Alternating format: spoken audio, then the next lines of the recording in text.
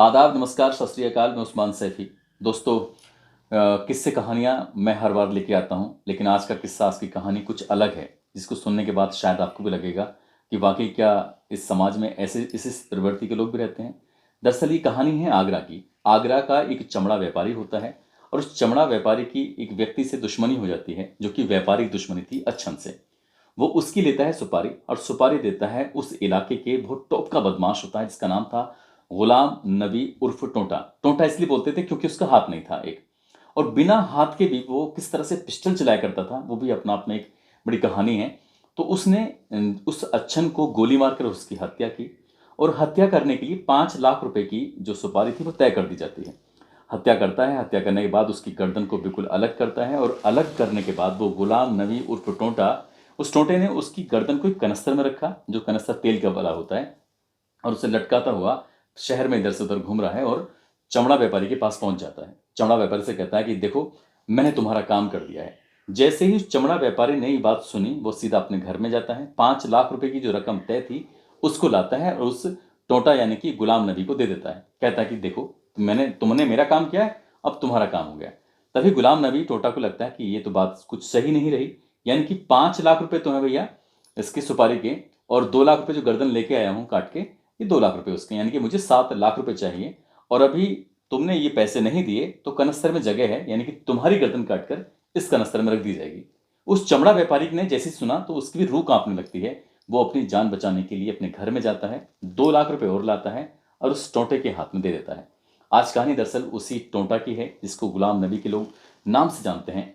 ये इस कहानी का अंत होता है साल 1995 में। उसका एनकाउंटर होता है और एनकाउंटर करने वाले उत्तर प्रदेश पुलिस के एक ऑफिसर होते हैं, जिनका नाम होता है BS त्यागी, यानी कि विजेंद्र सिंह त्यागी। आज हमारा सौभाग्य है, हमारे लिए बहुत अच्छा दिन है कि आज हमारी सर से ही साक्षात मुलाकात हो रही है। सर, आपका बहुत बहुत स्वागत है। Thank you.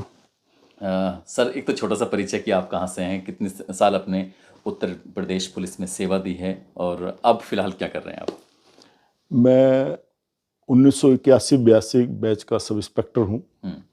मेरी एजुकेशन मुरादनगर ऑर्डिनेंस फैक्ट्री से हुई थी, और फिर LLB मेरठ कॉलेज से करने के बाद मैं 82 में सब इंस्पेक्टर ट्रेनिंग करने के बाद सबसे पहली पोस्टिंग मैनपुरी में हुई। 89 तक मैनपुरी में रहने के बाद आगरा में आ गए थे। आगरा में कुछ दिन सब इंस्पेक्टर रहने के बाद में फिर थाना अध्यक्ष हो गए, और 1997 में मैं इंस्पेक्टर हुआ, और 2014 में डिप्टी SP प्रमोट हुआ। ज़्यादातर सेवा काल मेरा आगरा में रहा, और STF में मुझे सौभाग्य रहा कि जब STF का गठन हुआ 98 में, तो मैं फाउंडर मेंबर में उसमें शामिल हुआ, और फिर दोबारा मुझे 2007 में दोबारा सेवा करने का मौका मिला। और STF की सेवा में मुझे बहुत ही संतुष्टि प्राप्त हुई। पुलिस के विभाग में नौकरी करना एक मेरे लिए बहुत ही सौभाग्य की बात रही। मैं अपने आप को बड़ा सौभाग्यशाली समझता हूँ कि मुझे वर्दी पहन के लोगों की सेवा करने का मौका मिला। आज आपने गुलाम नबी के एनकाउंटर की बात पूछी है। गुलाम नबी से पहले सर की कुछ तस्वीरें हैं, और तस्वीरें हैं BL जोशी, जो कि राज्यपाल रहे हैं। बराबर में उनकी लगी हुई हैं मायावती जी की, वो भी सम्मानित कर रहे हैं। उनके बराबर में एक और तस्वीर लगी हुई है राम नाईक जी की। तो सर, मुझे लगता है कि आपको तो राष्ट्रपति से भी सम्मानित हैं, मुख्यमंत्री भी कर रहे हैं, राज्यपाल भी कर रहे हैं। ऐसे तो आपने कितने सम्मान मतलब लिए होंगे? पुलिस में 2018 में जब सेवानिवृत्त हुआ, तो हमारे पुलिस विभाग में जो भी पदक बने थे, भगवान की कृपा से मुझे सभी पदक प्राप्त हुए। 2 बार मुझे राष्ट्रपति के लिए वीरता का पदक प्राप्त हुआ, पुलिस पदक मुख्यमंत्री द्वारा सम्मानित किया गया, जो उत्तर प्रदेश में एक ही को सम्मानित में होते थे नॉन GOज में। उसमें मुझे सौभाग्य मिला मेडल प्राप्त करने का। उसके अलावा सिल्वर डिस्क, गोल्डन डिस्क सभी जो है महानिदेशक द्वारा दी गई।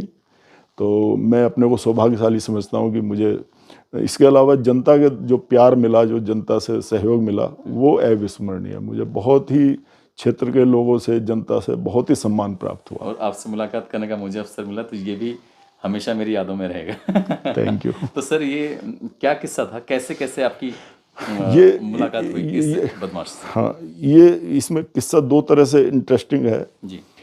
एक तो मेरी पोस्टिंग कैसे हुई वहाँ पर मंटोला में, और फिर एनकाउंटर होता है तो किस तरह ये चर्चाओं में ज़्यादा बनता है। पहले तो गुलाम नबी के बारे में बताऊं कि ये बहुत ही शातिर टाइप का अपराधी था। आगरा में इससे ज़्यादा दुर्दांत अपराधी उस समय नहीं था कोई। ये उस समय उस जनपद का, उस रेंज का सबसे एक जो बड़े अपराधी होते हैं हमारे टॉप 10, उसमें नंबर 1 का अपराधी था। अच्छा।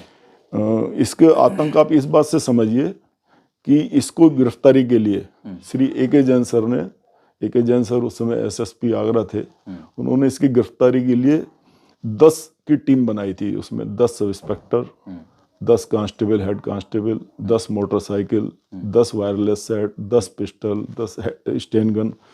तो इसका टारगेट यही था कि गुलाम नबी को पकड़ा जाए। और ये आतंक इतना था इसका कि इसके बारे में कोई मुखबिरी करने के लिए, कोई बात बताने के लिए तैयार नहीं था। जो चाहे, जैसे एक स्वभाव से अपराधी होते हैं, स्वभावतः अपराधी था ये। इसके लिए ना छोटा था ना बड़ा था, और मर्डर करना इसके लिए, सुपारी पैसे पे मर्डर करना इसका शौक बन गया था। और आतंक इतना हो गया था कि कोई इसके सामने आता नहीं था। इस चरित्र से भी ये नीचे गिर गया था, ऐसी बाद में जो चीज़ें पता पड़ी। तो बहुत आतंक इसका बना हुआ था। मैं 1995 में थाना अध्यक्ष रकाबगंज था। रकाबगंज थाना इंस्पेक्टर का थाना है, वहाँ पर प्रभारी निरीक्षक तैनात होते हैं। और हम 95 में थाना अध्यक्ष थे, एसओ थे, सब इंस्पेक्टर थे, सब इंस्पेक्टर इंचार्ज जो होता है। तो हम जूनियर होते हुए सीनियर के थाना देख रहे थे। इससे जो कुछ इंस्पेक्टर थे उस समय 95 में, उन्हें बड़ी इस बात की हमसे प्रतिस्पर्धा थी, बड़ी वो थी कि भाई ये जूनियर होके और इंस्पेक्टर का थाना देख रहे हैं।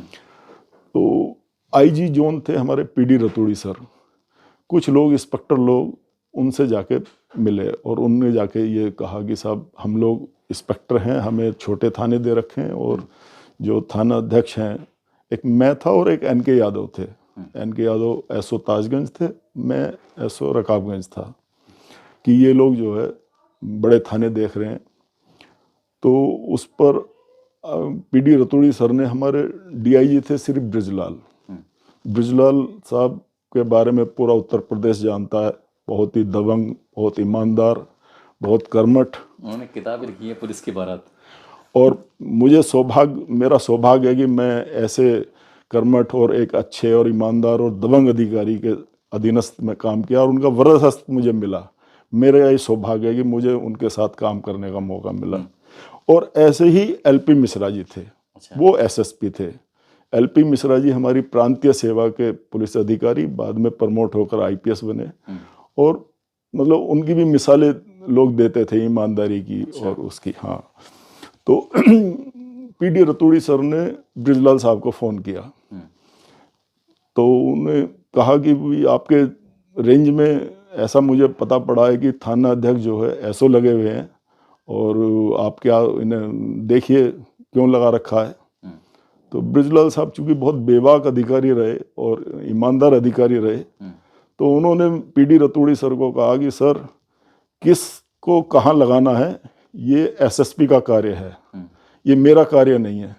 और जब मैं एसएसपी था तब मैं अपने काम में किसी सीनियर का हस्तक्षेप बर्दाश्त नहीं करता था। अच्छा। हाँ, वो उन्होंने स्पष्ट कहा। और बोले मैं इसलिए जो है, मेरा काम नहीं है कि मैं एसएसपी को फ़ोन करूं।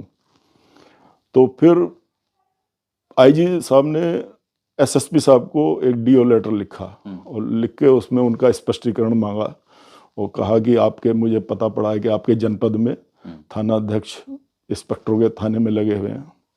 तो एलपी मिश्रा जी को ऐसे लगा कि उनकी ईमानदारी पे उंगली उठाई गई है। वो बहुत ही एकदम परेशान से हुए, और उन्होंने हमें बुलाया, मुझे और एनके यादव को। हम उनके ऑफिस में गए, तो एनके यादव जी और मैं जब पहुंचे तो एलपी मिश्रा जी कहने लगे, भाई तुम दोनों मेरे सिरदर्द बन गए हो। तो हमें ये सब कुछ मालूम नहीं था कि जो बातें चल रही हैं। हमने कहा सर हमसे क्या गलती हो गई। कह रहे लो लेटर पढ़ो ये। तो लेटर पढ़ा तो उससे समझ में आया कि ये बातें ऐसे हैं। तो हमने कहा सर आप परेशान मत होइए, हटा दीजिए हमें। बोले कहाँ ले जाऊँ मैं आपको? हमने कहा सब कहीं कर लीजिए, हमें रीडर बना लीजिए।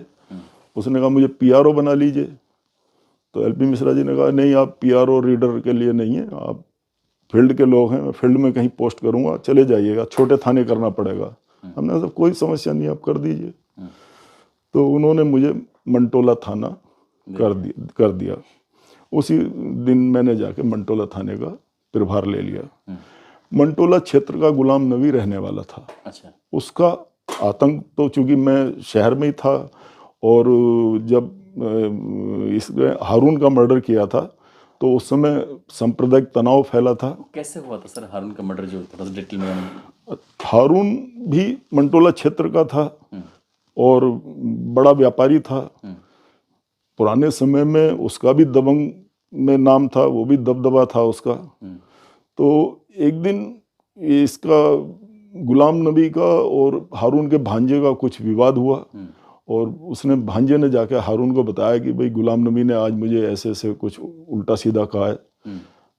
तो हारून को लगा कि उसकी इतनी हिम्मत पड़ गई कि अब हमारे परिवार के बच्चों को भी जो है वो छेड़ेगा करेगा, इतना बड़ा बनता जा रहा है ये। तो हारून अपनी उस दबंगई में और पुराने होने के नाते, उस क्षेत्र का संभ्रांत होने, वो थोड़ा अपने आप को दबंग समझने के नाते ये चले गए उसके पास, और वहाँ कुछ वाद विवाद हुआ। पिस्टल लेके चले गए थे ऐसा बताया जाता है। अच्छा। उसमें कुछ विवाद हुआ तो गुलाम नबी चूंकि इतना बढ़ चुका था, उसको तो हारून या कोई भी नहीं उसके आगे, वो चाहता था कि मेरे सामने कोई ना आए। तो उसने हारून का मर्डर कर दिया, और मर्डर करके फिर भागा नहीं है।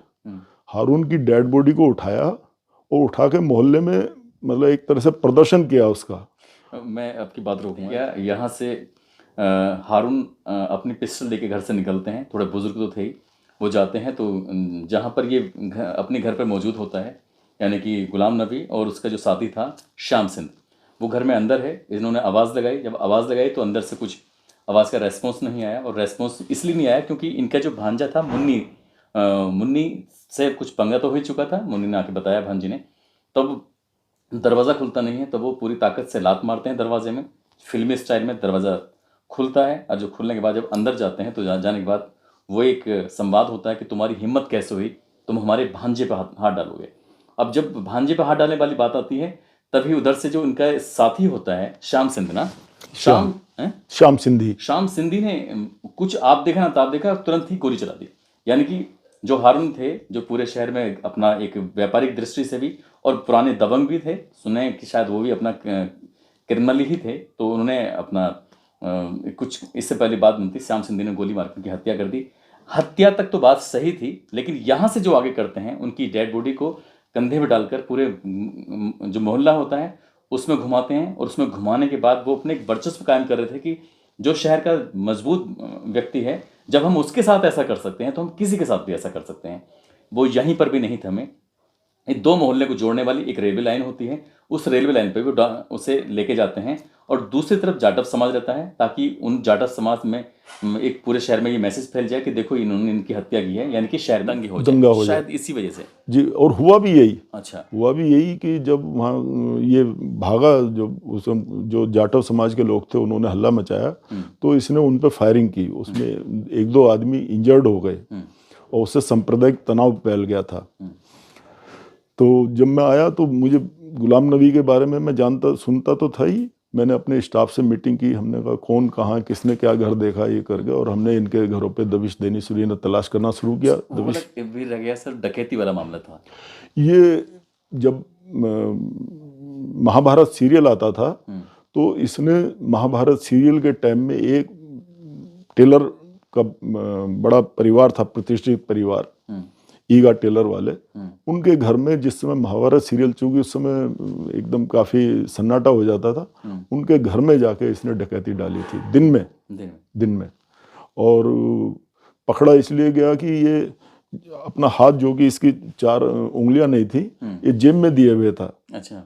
तो जब हम लोगों ने वहाँ इंक्वायरी की और पूछा गया तो कहा कि एक अपराधी जो था वो जेब में हाथ डाले था, मुंह तो बांधे था लेकिन जेब में हाथ डाले था, एक हाथ में ही उसके पिस्टल थी। तो फिर हुआ कि भाई कौन ऐसा अपराधी है कि पता पड़ा टोंटा जो है उसके वो नहीं है, वो जेब में हाथ रखता है अक्सर, राइट हैंड में इसके वो थी। और इसका जो खूबी थी, ये पिस्टल हमेशा रखता था। पिस्टल आपको मालूम होगी सेमी ऑटोमेटिक वेपन होता है, तो उसको ये ऐसे बगल में दबा के और लेफ्ट हैंड से कोक करता था उसको। ये हाथ इतना नहीं था, लेकिन इससे वो उसको कोक करके फिर इससे चलाता था और निर्द्वंद होकर चलाता था। उसके लिए जो है आतंक पैदा करना ही उसका एक काम था। तो मैंने जब इसके घरों में और श्याम सिंधी के घरों में दबिश देनी शुरू की और वो करना शुरू किया, कि चांस की बात है कि मैंने 18 को चार्ज लिया और 22 तारीख को मेरे पास सुबह 10:30 बजे एक मुखबिर आता है। मैं थाने पहुंचा ही था, तो कहता है कि श्याम की तलाश है आपको। मैंने कहा हाँ श्याम की तलाश है। बोले चलो, तो अगर उसको आपको पकड़ना है तो एक घर में है वो, और मैं आपको बता सकता हूँ किस घर में है, और 2 लोग हैं, वेपन बहुत हैं उन पे और गोलियां हैं उनके पास। अफसर आपकी बात रोक रहा हूँ, इसमें कुछ किताब में दे रखा है कि इस पर मुकदमे दर्ज थे जनपद आगरा, फिरोजाबाद, हाथरस, अलीगढ़, मथुरा। जी, लगभग कितने मुकदमे थे? इसके पास लगभग 62 मुकदमे थे जहाँ तक मुझे याद है। 62 मुकदमे? 62 मुकदमे थे, जिसमें हत्या हत्या भी इसमें 15-16 इसमें हत्या के मुकदमे थे। ये हत्या करने के बाद क्या करता था वो? हत्या करने के बाद सुपारी पे फिर ये कॉन्ट्रैक्ट किलर बन गया था। ये इसका इतना आतंक हो गया था कि जिसको चाहे उसकी हत्या की सुपारी ये ले लेता था। और जनपद में नहीं, ये आप सही कह रहे हैं, पूरे रेंज में इसका अपराध का वो बन गया था। मुंड कटवा जी। तो ये मुंड कटवा मतलब गर्दन काटने का, चूंकि इसने 3-4 घटनाओं में ऐसा किया था कि गर्दन काट के ले गया था ये। तो इसका था कि मेरे सामने कोई रुके ना अपराध, दूसरा कोई मेरे सामने पैदा ना हो, और क्षेत्र में इतना मेरा आतंक मच जाए कि जिससे चाहूँ मैं फिरौती वसूल कर लूँ, जिससे चाहे पैसे ले लूँ। आगरा के ही एक मंटोला थाना क्षेत्र के रहने वाले एक बुजुर्ग व्यापारी हैं, मेरी उनसे बातचीत चल रही थी। बता रहे थे कि इसके बचपन का एक दोस्त था, वो व्यापार क्षेत्र में थोड़ा आगे बढ़ रहा था, तो इसने अपने बचपन के दोस्त को आगे बढ़ते हुए देख थोड़ा गुस्सा आता है इसको, उसकी हत्या करता है, उसकी गर्दन काटता है और उसको भी ऐसे ही करता है। हाँ, ये एक्चुअली अपराधी ये बचपन से ही बनना शुरू हो गया था, और इसमें अपराधी बनने में इसके जो फादर थे उनका बड़ा योगदान था। वो इसको कोर्ट कचहरी में बड़ी प्रोटेक्ट करते थे इसको हर तरह से। और जैसे माँ बाप का होता है कि अपने बच्चे को संभालें, रोकें, लेकिन वो रोकते नहीं थे, वो इसको पैरवी करते थे इसकी बहुत ज़्यादा। इसी से बढ़ता चला गया। आगे मुखबिर? हाँ, मुखबिर आया तो उसने बताया कि गुलाम नबी की तलाश है। मैंने कहा हाँ तलाश है। बोले तो चलिए आप, मैं बताता हूँ। तो मंटोला थाना छोटा सा जगह में बना हुआ थाना है, वहाँ पे जनशक्ति रहने की स्थान नहीं है। तो मैं था और मेरे 2 हमरा थे बस, और बाकी मुंशी और पहरे पे एक सिपाही खड़ा था। तो मैंने कहा फोर्स तो कम है। तो मैंने अपने बगल के थाना अध्यक्ष श्री फरमूद अली पुंडीर, एसओ नाई की मंडी थे, वो मेरे बड़े विश्वसनीय थे। तो बहुत ही हम लोगों का तालमेल था आपस में। अब वो इंस्पेक्टर हो गए? वो इंस्पेक्टर, वो भी डिप्टी एसपी होकर रिटायर हो गए हैं। हाँ, बहुत, वो उन्हें भी राष्ट्रपति पदक प्राप्त करने का मौका मिला, बहुत ही कर्मठ आदमी। तो मैंने फरमूद को फ़ोन किया कि फरमूद आप मुझे मिलिए। और एक मेरा उस समय कांस्टेबल था, आज तो इंस्पेक्टर है, एनुद्दीन। अच्छा। बहुत ही मेरा मतलब छोटे भाई की तरह है वो मेरा, और बहुत ही विश्वसनीय, मेरा बहुत कर्मठ आदमी एनुद्दीन। वो कई एनकाउंटर में मेरे साथ रहा था, पहले हम लोग कई एनकाउंटर में साथ रहे, तो वो भी मेरा भरोसे का था। मैंने फरमूद से कहा, मैंने कहा एनुद्दीन को भी ले लेना साथ। तो वो मैंने कहा आप मुझे अपने थाने के सामने मिलिए। तो जब मैं जा रहा था तो एक एसके शर्मा मेरे थाने का सब इंस्पेक्टर था, वो मोटरसाइकिल से आ रहा था। मैंने उससे कहा, मैंने कहा एसके शर्मा जी आप भी आ जाओ साथ मेरे। तो मोटरसाइकिल से मेरे पीछे पीछे आने लगे। तो हम लोग नाई की मंडी थाने पे पहुँचे। वहाँ फरमूद, एनुद्दीन और उनके साथ 1-2 आदमी और थे, और हम लोग 4 आदमी थे इधर से।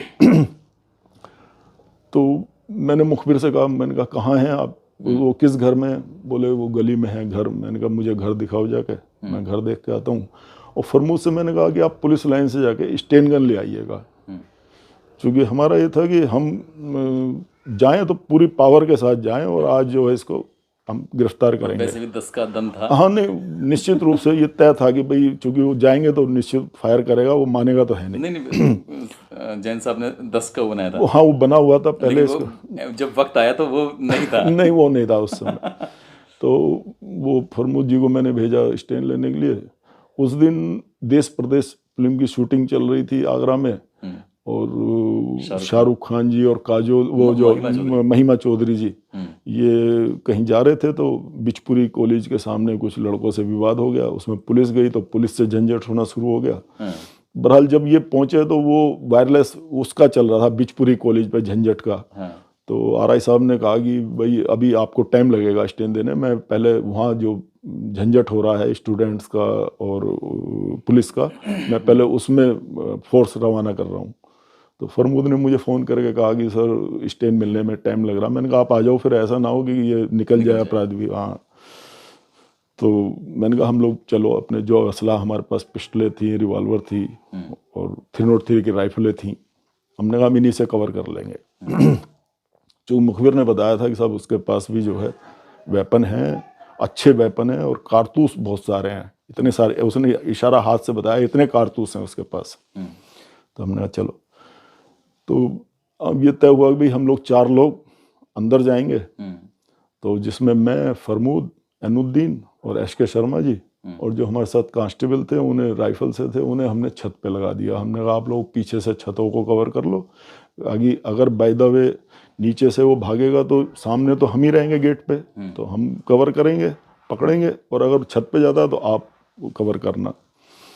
तो जब वहाँ मौके पे पहुँचे हम, तो वो जो गेट था वो जैसे पुराने मकानों में होता बारद्वारी गेट, बारद्वारी होती है ना, सामने गेट होता है, फिर बीच में डिस्टेंस होती है, और फिर जेड टाइप का दूसरा गेट होता है। तो जेड टाइप का गेट बना हुआ था। तो जेड वाले गेट से हमने देखा कि आंगन है, आंगन के बाद एक बरामदा है छोटा सा, और बरामदे के बाद वो कमरा है, और कमरे के दरवाजे के सामने ही जो है मेज पड़ी हुई थी, एक इधर बैठा था श्याम, और गुलाम नबी जो है लेफ्ट साइड में बैठे हुए थे, और दोनों ड्रिंक कर रहे थे। तो जैसे हमने हल्का सा देखा झांक के, और आंखों में इशारा गया फरमूद के, तो हमने कहा भाई सीधा घुसो। तो हम लोग एकदम एक झटके में अंदर घुसे। तो जैसे उसने हमें देखा कि आ रहे हैं तो उसने तुरंत फायर किया। उसने फायर किया तो इधर से क्रॉस में फिर हमने फायर किया, दोनों तरफ से गोलियां चलनी, गोली चल रही हैं शुरू हो गई। तो यहाँ जो आसपास के लोग हैं वो पता चल गया उनको? हाँ वो तो फिर बाद में बताऊंगा। अभी जब गोली चली तो फिर हम जब घुसे थे, हमने जब फायर किया था तो हमारी एक एक गोली दोनों बदमाशों के लग गई। हाँ मतलब हमने देखा कि दोनों जो है एकदम साइड पकड़ गए, और वहाँ ब्लड का निकला वो। तो हम लोग दरवाजे जो दीवारें थी उनकी आड़ में खड़े हो गए, और आड़ में खड़े हो गए, उधर से वो फायर कर रहे थे, इधर से हम फायर कर रहे थे। इतने में हमने देखा कि हमारे पीछे से फायरिंग शुरू हो गई। अच्छा। तो मैं एकदम सक पका गया। मैंने कहा, मुझे एकदम फर्स्ट इम्प्रेशन ये आया कि मुखबिर ने धोखा दे दिया, और आज जो है हमें दोनों तरफ से घिर गए। हम सामने बदमाश हैं और पीछे भी बदमाश हैं। तो फिर देखा कि हम 3 ही अंदर आए हैं, हमारा चौथा आदमी अंदर नहीं आया है। तो समझ में आ गई कि हमारा चौथा आदमी जो है बाहर से फायर कर रहा है। तो हमने फिर उसे डांट के कहा, हमने कहा अब छोड़िए उनका नाम मत लीजिए। तो हमने कहा कि वो भाई आप फायर मत करिए, या तो जाएंगे वैसे कौन थे, क्योंकि आपने बता दिया है। चलिए तो हमने कहा आप अंदर आइए, और नहीं आ सकते तो आप बाहर से फायर मत करिए। फिर हमने भाग के दरवाजे की जो वो दीवार थी उसकी आड़ से लेके, और हम पहुंचे वहाँ एक जंगला बना हुआ था, उस जंगले के नीचे एकदम लपक के हमने जाके उस जंगले से आड़ लेके वहाँ से फायर किया। तो गुलाम नबी जो है, जो बाहर की तरफ वो झांक रहा था, देख रहा था, उसके पीछे गोली लगी और वो नीचे गिर गया। और शाम जो था ये दरवाजे की आड़ पकड़ गया ये, और ये लगातार फायर, मतलब शाम ही काफ़ी देर तक फायरिंग करता रहा। तो अब हमारी गोली उधर पहुंच नहीं रही थी, इसके दरवाजे की आड़ में आ गया था ये। तो जब आप 20-25 मिनट हो गई फायरिंग होते हुए, और हमने देखा कि गुलाम नबी की तरफ से फायरिंग नहीं आ रही, जो इधर राइट में बैठा हुआ था वो फायर कर रहा है। हमने कहा श्याम कर रहा है, तो हमने चिल्ला के कहा, हमने कहा श्याम तुम क्यों फायरिंग कर रहे हो, सरेंडर करो। तो इसने कहा मेरे गोली लग चुकी है। हमने कहा तो बाहर आओ, असला फेंको। तो इसने असला फेंक के ये हाथ उठा के बाहर आ गया। बाहर आ गया तो मैंने फरमूद को कहा, अच्छा ये वोमिट कर रहा था, खून की उल्टियाँ कर रहा था ये। हाँ, इसके 2 गोली लग चुकी थी। तो मैंने फरमूद से कहा, मैंने कहा इसको हॉस्पिटल पहुंचवाने की व्यवस्था की जाए। तो कहने लगे अच्छा ठीक है। फरमूद ने जब तक गाड़ी वाड़ी मंगवाते तब तक ये भी जो है एक्सपायर हो गया ये। उसके बाद में फिर वायरलेस हुआ, सभी अधिकारियों को बताया गया। ब्रिजलाल सर उस दिन एटा जा रहे थे, जैसे ही उन्होंने सूचना पाई उन्होंने अपना एटा का प्रोग्राम कैंसिल किया, क्योंकि इतना बड़ा अपराधी मारा गया था। वो आए, श्री LP मिश्रा जी आए, और दोनों अधिकारियों ने बहुत एसपी सिटी आए और बहुत हम लोगों को अप्रिशिएट किया। जनता आ गई क्षेत्र की, क्योंकि दिन का इनकाउंटर था, गली मोहल्ले में सभी लोगों ने आधा पौने घंटे जो है फायरिंग हुई थी, तो सभी लोगों ने वो सब देखा था, करा था। तो बड़ी वाह हुई। LP मिश्रा जी ने क्राइम मीटिंग बुलाई और हम लोगों को, फरमूद को और हमें अपने हाथ से रसगुल्ले देते हुए ये कहा कि भाई आज मेरे लिए बहुत खुशी की बात है और मैं अपने हाथ से आप लोगों को ये खिलाना चाहता हूँ। तो इस तरह इस दुर्दांत अपराधी का जो है अंत सर, हुआ। जैसे कि इसका एनकाउंटर होता है, एनकाउंटर के बाद 4 महिलाएं आपके पास थाने में आती हैं। हाँ, वो बड़ा एक मार्मिक क्षण था मेरे लिए कि मैं एक दिन बैठा हुआ था थाने में, तो दिन में करीब 12 साढ़े 12 बजे 3-4 महिला लगभग वो आके गेट पे खड़ी हो गई। बुरके में थी वो, बिल्कुल ऊपर तक, जो ट्रेडिशनल पुराना लेडीज बुरका पहनती हैं, केवल आंखें खुली होती हैं। जी। तो वो खड़ी थी गेट पे। तो मैंने 1-2 बार देखा, मैंने सोचा कोई रिपोर्ट या किसी की पूछने आई होंगी। तो वो अंदर नहीं आ रही थी। तो 10-15 मिनट हो गए, तो मैंने पहरा जो था अपना उससे पूछा कि भाई ये महिलाएं क्यों खड़ी हैं, क्या काम है इनका। तो मेरे पहले ने पूछा क्या काम है, कि वो SO से मिलना है हमें। तो मैंने कहा इन्हें बता दो SO तो मैं बैठा हूँ, आ जाए।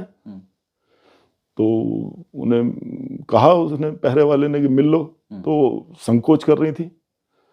तो मैंने फिर बाहर को निकल के मैंने कहा आइए बताइए, कोई शिकायत है, क्या है, किसके लिए पूछने आए हो, कोई बात है।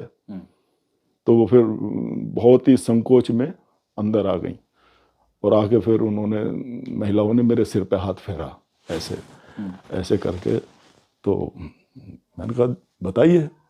कह रहे कि आपने हमारी इज्जत बचा दी, और ये किसी को नहीं, मतलब कुछ समझता था, हम लोगों के सामने ही जो है किसी को भी अपने साथ बैठा लेता था, वो करता था, और हम बस कहने नहीं आए, और बस इतना ही कह के वो चले गए। फिर तो उनके जो मेरे सिर पे हाथ फेरने का अंदाज था, वो इसकी बताता है कि कितना मतलब तकलीफ कितना, थी। हाँ, बहन बेटियां किसी को नहीं छोड़ता, मतलब इसका आतंक बहुत बन गया था इसका।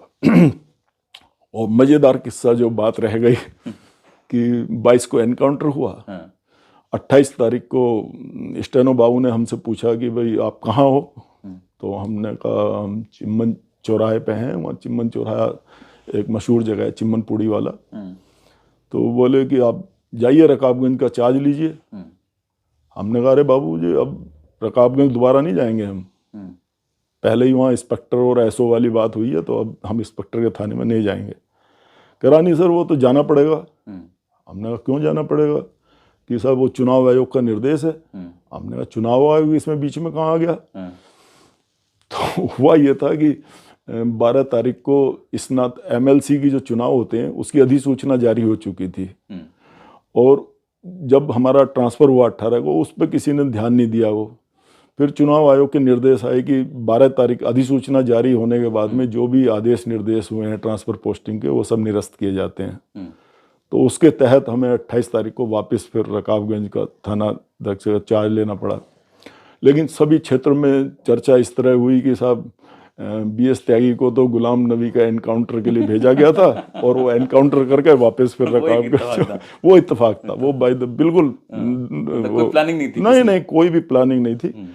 और ये बड़ा चर्चाओं में भी शायद रहा कि साहब वो केवल वहाँ गुलाम नबी के लिए भेजे गए थे और ये हुआ था, लेकिन ये जो फैक्ट है वो मैंने आपको बताया, इस तरह से ये एनकाउंटर हुआ। मुंड कटवा यानी कि मुंडी काटने वाला, जिसका नाम लोगों ने टोंटा रखा था। टोंटा इसलिए क्योंकि उसकी 4 उंगलियां नहीं थी, और उसका असली नाम था गुलाम नबी। गुलाम नबी का साल 1995 में हमेशा हमेशा के लिए चैप्टर ख़त्म हो जाता है, बंद हो जाता है, जिस पर लगभग अलग अलग कई ज़िलों के थानों में 62 मुकदमे दर्ज थे, 15-16 जिसने हत्याएं की थी। और उस चैप्टर के बंद होने के बाद, लेकिन यादें तो हमेशा जहन में रहती हैं। मुझे ये किस्सा पुलिस की बारात किताब में मिला। मैंने सर की तलाश की, BS त्यागी सर की, और कहा कि सर ये किस्सा सुना दीजिए। उम्मीद करता हूँ ये किस्सा, ये कहानी आपको बहुत अच्छी लगी होगी। खासकर आगरा के वासी जो इस किस्से को देख रहे होंगे, उन्हें उनकी यादों में वो यादें ताज़ा हो गई होंगी, और न जाने कितनी ऐसी चीज़ें हैं जो हम बता भी नहीं पाए हैं, वो सिर्फ आगरा के लोग महसूस कर सकते हैं, बता सकते हैं। यदि कुछ किस्से, कुछ कहानियाँ उन्हें याद हों तो कमेंट बॉक्स में ज़रूर बताइएगा लिख कर। और ये किस्सा आपको कैसा लगा ये भी ज़रूर बताइएगा। आप सब लोग अपना ख्याल रखें, सुरक्षित रहें। जय हिंद, जय भारत।